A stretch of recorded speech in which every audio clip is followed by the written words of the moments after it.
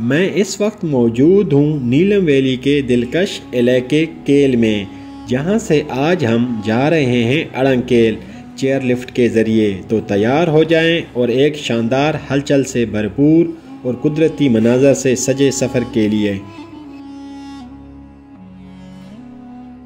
अस्सलामुअलैकुम व्यूअर्स, मैं हूं डॉक्टर यूसुफ। आज मैं आप लोगों को सैर करवाता हूं जिसको ज़्यादातर लोग जन्नत का टुकड़ा कहते हैं। उस गांव का नाम है अड़ंग केल। अब हम रवाना हो रहे हैं केल से अड़ंग केल की तरफ। तो ये जो लिफ्ट आ रही है इसके थ्रू हम जाएंगे अड़ंग केल की तरफ। इसके बारे में आप लोगों ने भी बेशुमार वीडियो देखी होंगी और हमने भी बेशुमार वीडियो देखी थी। इस वजह से हमने भी ये प्लान बनाया अपने दोस्तों के साथ। तो हम भी चले गए अड़ंग केल की तरफ। तो आगे आप लोगों को इस वीडियो में मुकम्मल व्यू दिखाऊंगा कि अड़ंग केल किस तरह है, उसकी कैसी खूबसूरती है, क्या वाकई ही जन्नत का टुकड़ा है। तो वीडियो को मुकम्मल देखें। अगर वीडियो अच्छी लगे तो काइंडली वीडियो को लाइक कर देना।